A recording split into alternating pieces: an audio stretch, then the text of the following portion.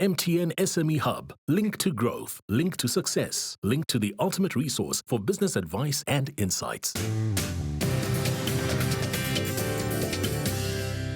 Welcome back to the Big Small Business Show. In studio with us today, we've got Ian Macleod. He's from the Center for African Management and Markets, CAMM, CAMM, which is part of GIBS, the Gordon Institute of Business Science.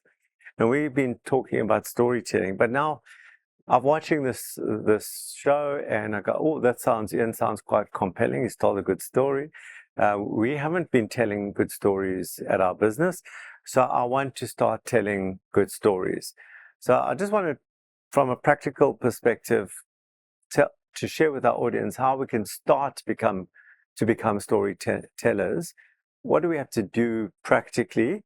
So do we have to write them down? And what do we have to do? Yeah, I think I very often find entrepreneurs, if I ask them what their story is, they kind of push back. They often don't think they have one. Yeah. If you nudge them a little bit, something emerges and they often realize, yes, we actually have a great story. So I think task one is to sit down and talk. And as you talk, you'll find what your story is. Just chat. Why are we here? Why did we start? What's our goal? What makes us a hero, or what could make us a hero? And simply doing that, the collective intuition of the group will bring about what that story is. And then you ask, would you write it down? I would say, if that works for you. There are some great examples of that. Think of the players' tunnel at Anfield, where Liverpool plays, and it says simply, "This is Anfield." Write it down somewhere that you think matters to you, and then let it evolve. Give us some practical hacks that we can use as entrepreneurs for storytelling. One is your opening line. Think of the great books, the great stories out there, and think of the opening line of 1984, which includes the clocks were striking 13. Suddenly you've induced a bit of a riddle. Clocks don't strike 13. I want to know a bit more. Why was this happening?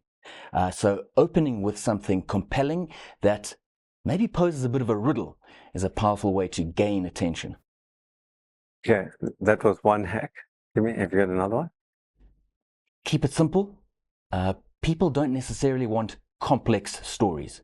Our brains evolved to only use as much energy as we must.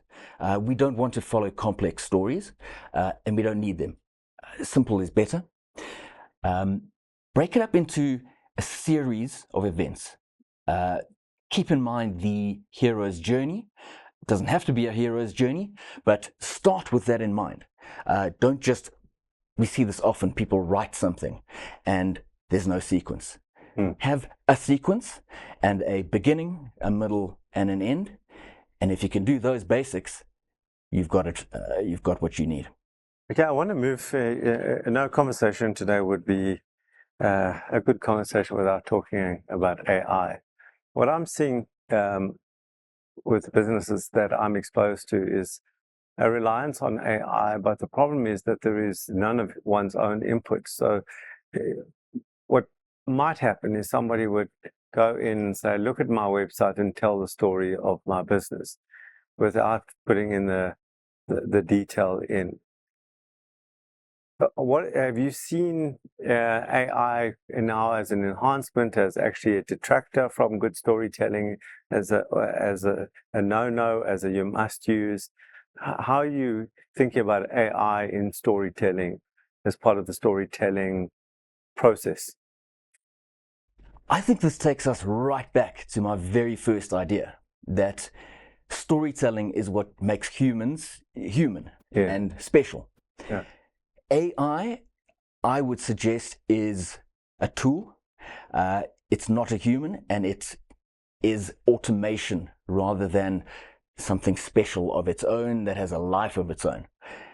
I would use AI purely as a tool, but humans are the storytellers. So you can ask it some questions, you can get it to suggest things.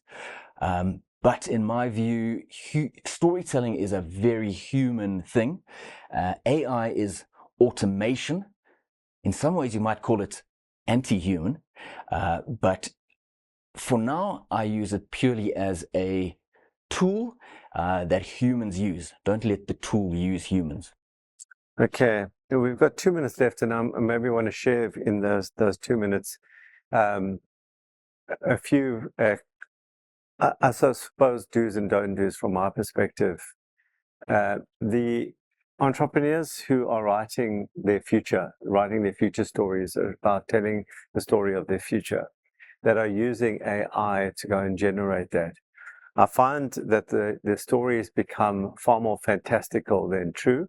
And there is this inability for both the entrepreneur and the team to actually relate to that future story, because it's made up of a million other stories from a million other entrepreneurs, where AI, as you're saying, is automating what it's seeing out there and putting together some sort of story and trying to appease you in some way. But it's it's so devoid of truth and so devoid of your spirit as an organization, that it becomes something that is actually just words and not really a real story. So any entrepreneur out there who's thinking that they can shortcut this, that they can create a story by just asking ChatGPT to tell the story of their future, I think is going to make a big mistake.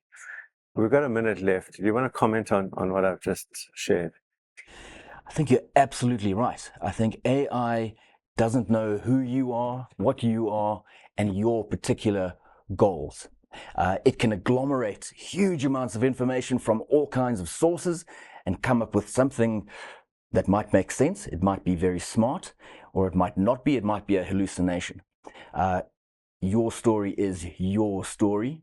Your business's story is your business's story. AI can't tell your story. We're going to leave it there. I hope today's session was actually informative and got you on the road to tell stories, both of your past, to encapsulate your story of your past, that hero's journey, so to speak. Any people out there looking for investors, I think Ian's tip there to make them the hero, allow them, give them the power to be the hero of their story, them finding something in you. And then finally, do not use AI too much when building the story of your future. Rather, you tell that story of your future and maybe get AI to fix your grammar. And on that note, I thank you, Ian, for being at the Big Small Business Show. Thank you for watching. And as always, if you think it, write it down and make it a reality.